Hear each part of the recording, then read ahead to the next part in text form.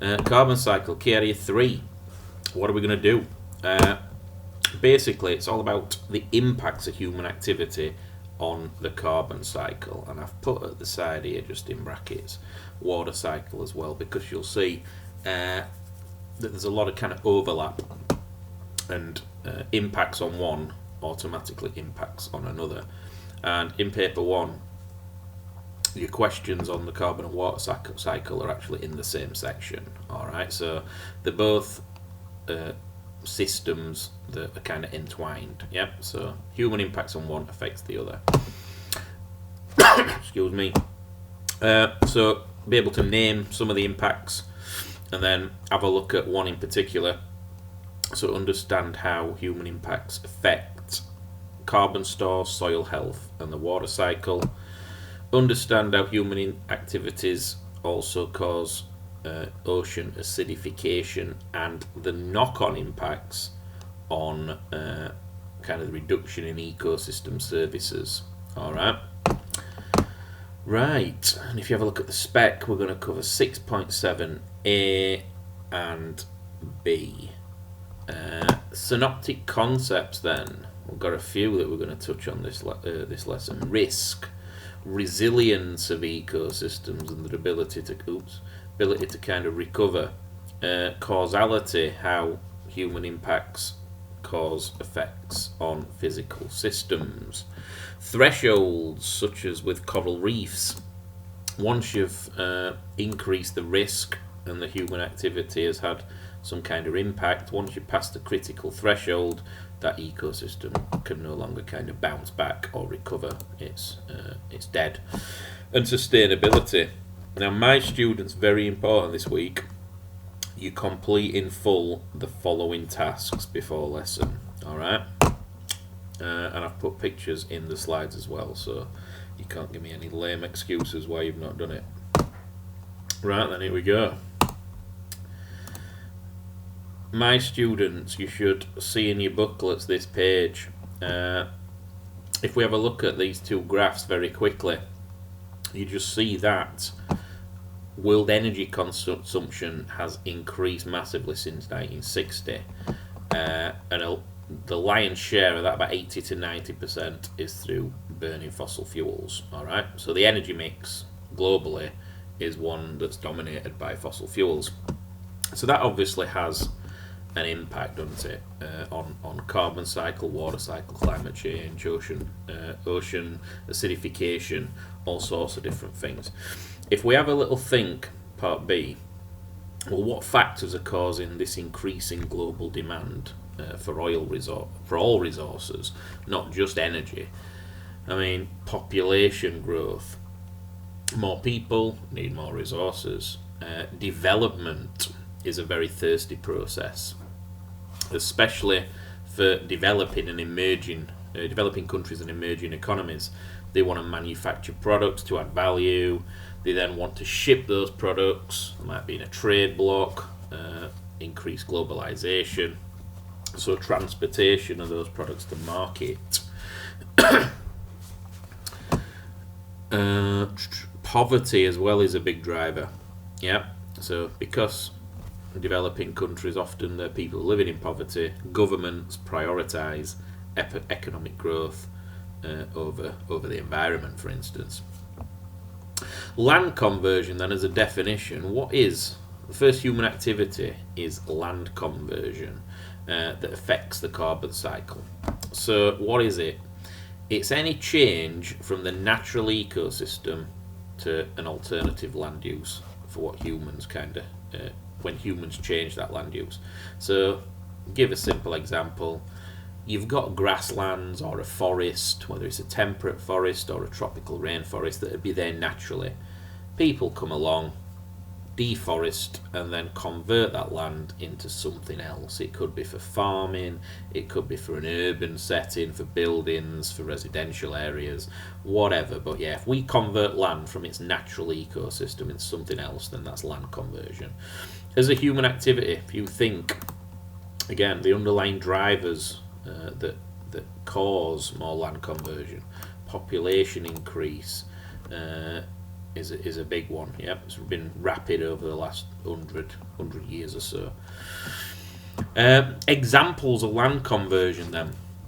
Well, we can change grasslands, natural grasslands, to grow in like one crop or a small selection of crops. So naturally you'd have grass, we change it to grow biofuel crops. It changes that ecosystem, it changes the soils. Deforestation is one way we can convert land. We've got a natural tropical or temperate forest. Along we come, deforest for whatever reason, and we've changed. We've converted the land into something else, haven't we? Now the third one that I want you to write in your booklet just here is urban sprawl. So obviously where cities expand and towns and cities grow larger, we encroach on natural ecosystems. Yep, and we convert them. Alright then. Next page. If we look globally at forest cover, then we've got quite an interesting map here, because if you look at the key, red is a net loss of forest. I'm not sure the time scale, but hey ho. Light green is the current forest cover, and dark green is the net gain of forest. If we just in your booklets write on either side of this fancy gain and loss shizzle just here, areas that have experienced a net gain of forest, if we have a look. So the dark green, we've got USA, yeah, especially the East Coast, parts of Canada and Alaska. Alright, be writing this in your booklet, my lot. So, quite developed. We've also got Spain, France, Spain, France, again, quite developed countries. Sweden, Norway, some Scandinavian countries.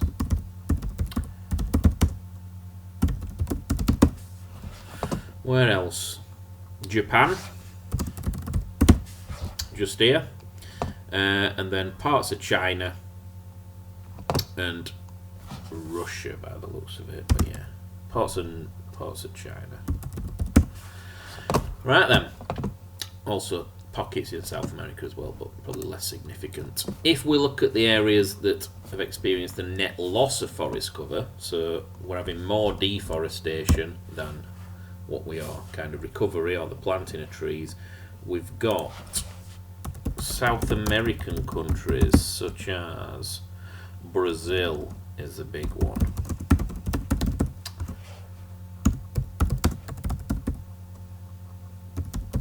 Brazil.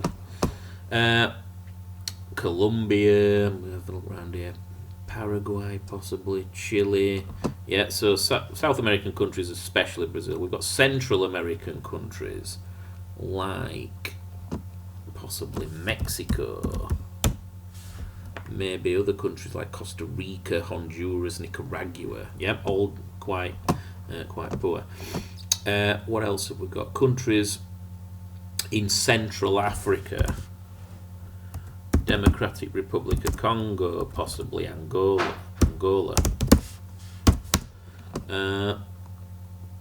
Parts of Russia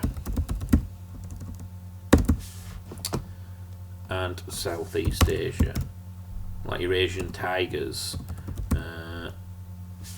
Malaysia, Singapore, Thailand, Vietnam.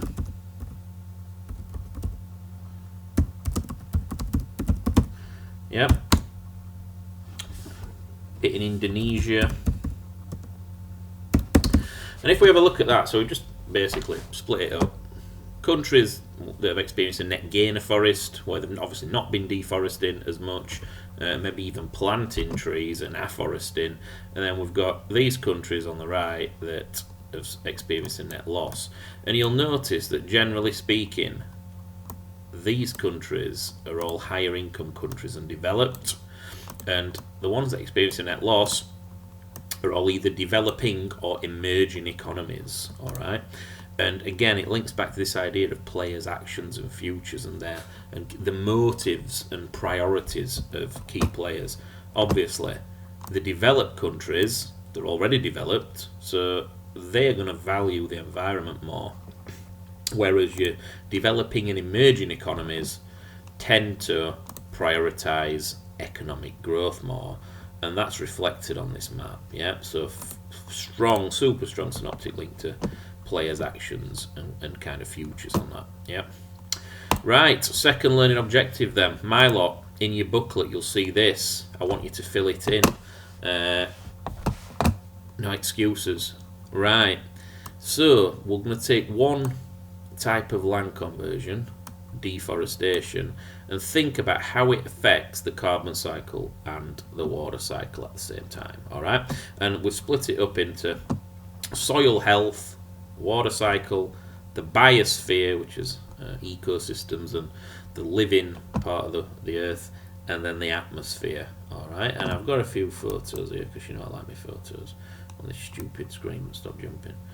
Right, so here we've got a forest. Happy days. I'm not sure what type of forest it is, who cares.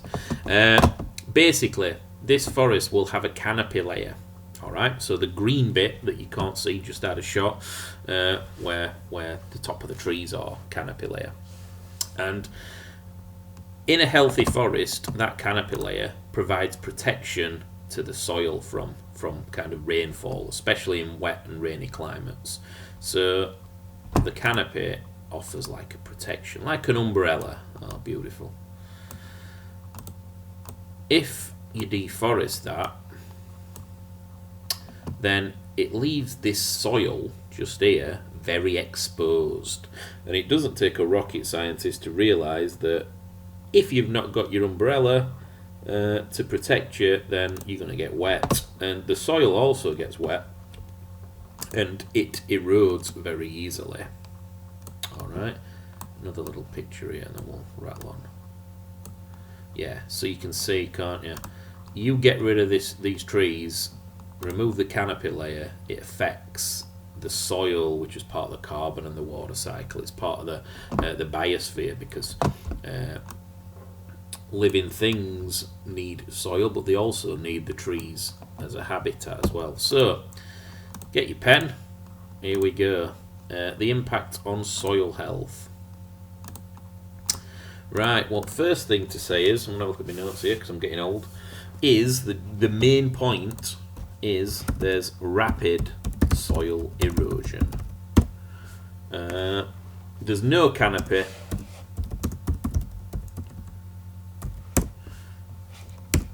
To protect it, so raindrops wash finer particles away.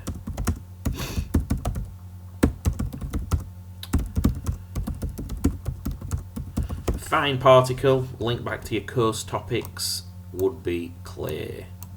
Alright, e.g. clay, silt, really fine sediments are easily eroded. Alright.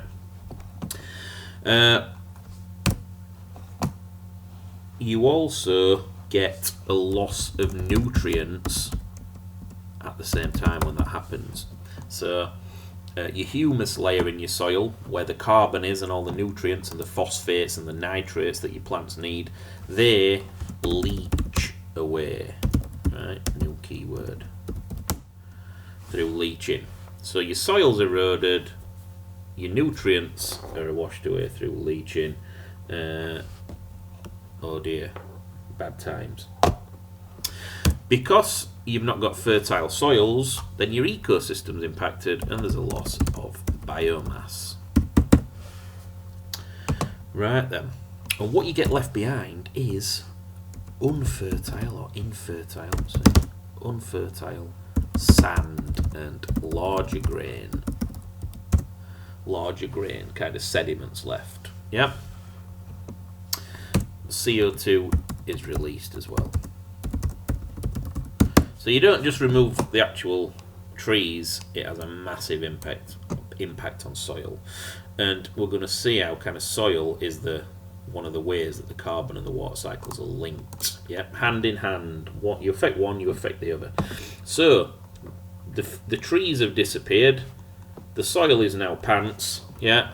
What impact does that have on the water cycle? Well, if you've got no soil, then you get less infiltration. Your soil is bare, it's not as thick. Alright. Synoptic links to water topic. Runoff and erosion is increased because there's no protection from the canopy or the soil. So flood risk increases. Synoptic link to water topic. You should be familiar with these terms when I start spouting off about them. Your storm hydrographs become flashy. You get a flashy hydrograph. So you've got less base flow, less infiltration into the soils and through flow. Oh, I forgot my key term there. Yeah, less through flow. It basically sits on the surface and runs off. Alright. Your rivers have got an increased discharge, flashy lag times, short lag times, so flood risk increased.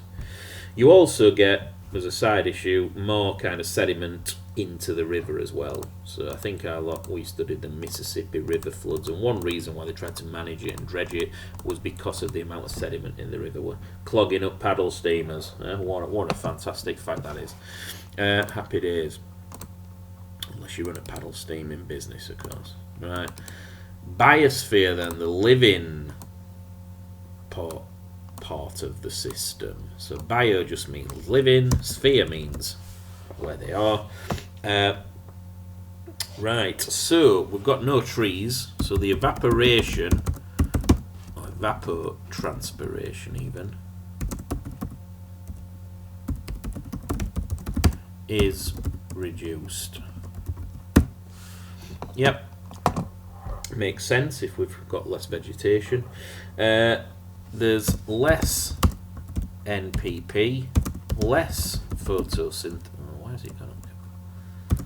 Less photosynthesis, less carbon sequestration,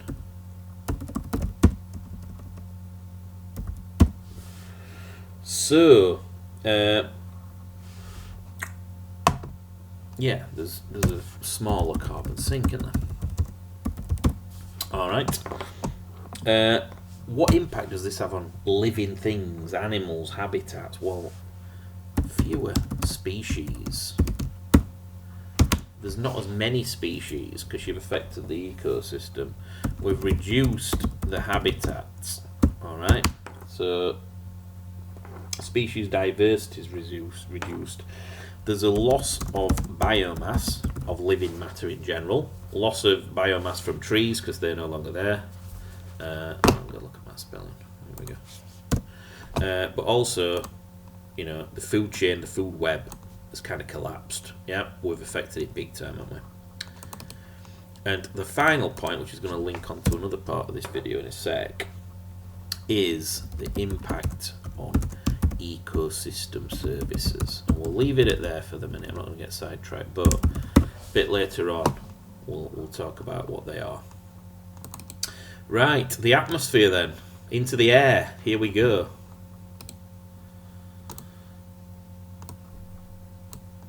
Let's think about the atmosphere. I mean, this is going to depend on the climate a little bit as well, but generally speaking, less oxygen being kind of put out by plants. Because the sunlight can now reach the forest floor, right, or the floor, sunlight reaches the ground and it can heat the ground up much better, much more efficiently because there's no shade from the canopy. That then causes your convection currents, where the ground heating causes air above it to rise, and if that's got any moisture, then it tends to rise quicker. What else is there? It becomes less humid, more dry. Alright, so it affects the climate. The air has far less moisture in it. The air is drier air, less evapotranspiration.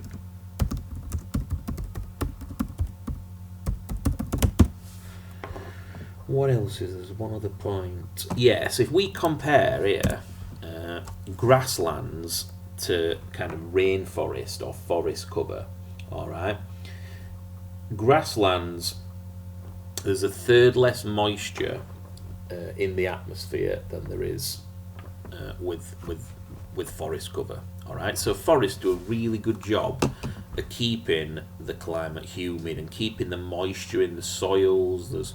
And the water content and in that drainage basin where it is. You deforest that, you've got no soils, no canopy. The water just runs off into the oceans, and you're left with a changing climate as well, much drier, far less humid.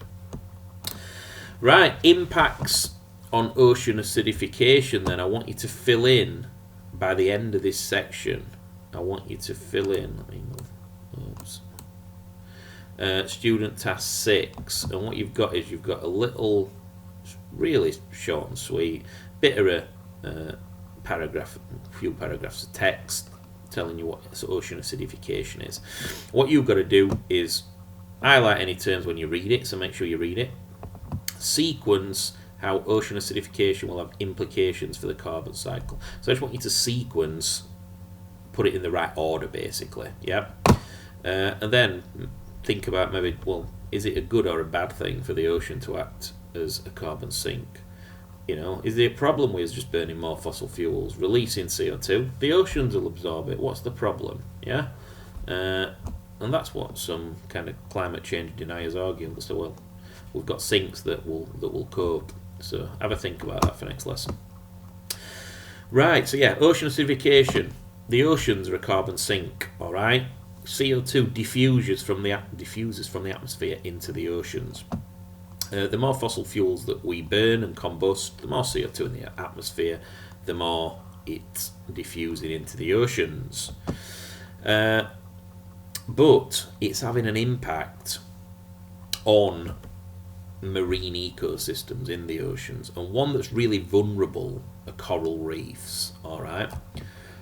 Now, this synoptic concept of resilience and threshold, we'll get two of them here in space of 2 lines. Resilience is the level of damage or disruption an ecosystem can cope with before it basically bites the dust. And coral reefs are really fragile. All right, there's a narrow temperature and acidity where they can live and thrive and function. If you make the oceans more acidic, and the oceans are getting warmer because of enhanced global warming, yeah, oh dear, what happens? We're past the critical threshold where they can't recover. Yeah, and you get feedback loops kick in, and basically you get what's happened here on the right, where coral reefs are just basically dead. They're bleached. All right, they've passed the threshold for what they can cope with. So yeah, have a read of that, have a study of this diagram, fill in student task 6. It does require a bit of thought, so I'm going to be checking this task more carefully than the others. Any bone idle people that have kind of, oh, I don't know what we're doing, what can we bother then? I'm going to kick you out of lesson. Right, brutal. Right, so we've got different types of ecosystems, haven't we? We've got forest ecosystems, terrestrial ecosystems that are forest, and then we've got marine ecosystems in the oceans. All right, so we're just going to simplify it and consider terrestrial and marine for a sec. Now, these ecosystems are valuable to people, to governments, to countries, to communities, because they provide us with certain services. All right, and if you study this kind of diagram here, you can see there's 4 boxes. We've got provisioning services, regulating services, cultural services, and then the big one that allows all those 3 to kind of provide us with those services, supporting or functioning services. All right. So basically, if we destroy the ecosystems, if the oceans become acidic and too warm, like in the Caribbean, and the coral reefs bleach and die, then we've got no, we're going to have less of the other services. Yep. And here are the benefits on the right hand side. health, materials for life, security, and we'll touch on them in a little while. But student task 7 then in your booklets, you'll be able to do these tasks, student task 7, by thinking about what each one of these services mean, and I think you have to draw a little picture or something like that, yeah. So I want to see some fantastic artwork. The first service then will kick off with provisioning services. If an ecosystem provides you with something, then exactly what it says on the tin, it's a product. So from forests we can get food, nuts. From the oceans we can get fish for protein, building materials in terms of timber and in terms of coral that we can use. And I've got a little picture here, look. Yeah, these pillars are apparently made from a mixture of coral and other materials found in corals. Brazil nuts from the Amazon. Yeah, if we get them sustainably, of course. Yeah, they provide us with services. Medicines as well, a big one. A lot of anti-cancer treating medicines and drugs come from rainforests, so they provide us with things. So we want them to be healthy, don't we? Regulating services. If you regulate something, then you control it. All right. So an example. Forests, for instance, can regulate the air quality. They can regulate the climate, as we just discussed. If you deforest the Amazon, it changes the climate from a humid climate to a much drier one, in the atmosphere. Water cleanliness. We studied in drought, Iraqi wetlands and marshlands, and the role that the reeds do when they need a water supply, and they filter and clean the water. All right. So again, the ecosystem provides the marsh Arabs with a vital service. And the obvious one that links to coast topic as well is flood protection from storm surges. Coral reefs act as a shock absorber and a buffer zone to absorb energy, as do mangrove forests in tropical environments as well, especially mangroves. If we deforest mangroves, like what's been happening in the Sundarbans in Bangladesh, then they're more at risk of storm surges and cyclones. Yeah. The third service is what we call cultural services. So any service that gives us any benefit that's not a product. So, for instance, health, lifestyle, tourism. We go snorkeling and scuba diving. Yeah, look at that. Get experiencing the cultural service right in front of your very eyes. Going on walks around nature reserves, whatever, enjoying the woods with your kids, learning about ecosystems and indigenous communities that know how to kind of live in harmony with their ecosystem. So there's an education element, and also science as well. Yeah, so we can study them and we get some enjoyment out of doing that. Or some people do. You might think they're weird, but yeah, they do. Probably the most key important one is the supporting service that the ecosystem provides all of these other three. So without a functioning healthy ecosystem, basically if it's dead and it's not there, then the other three services can't provide. So the functioning or supporting service is important. Fill in task 7, and I'm going to recap just so you don't forget, right, what you got to do.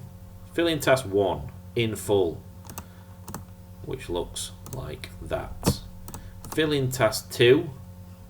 You can draw on your map as well when you name the countries. Task 3. Don't be lazy and print that screen, otherwise I'm not going to be impressed. Task 4. Do the reordering and the sequence really quickly, and have a think about that question. Study the graphic as well. There's clues in there that are in the text as well. Yeah, you can see, look, you've got seawater pH here. It'll take a rocket scientist to figure out what's happening and what's actually happening when you read that. And then finally, task 7, definitions with examples. Draw a little picture. Happy days. I'll see you next lesson, folks. Ciao.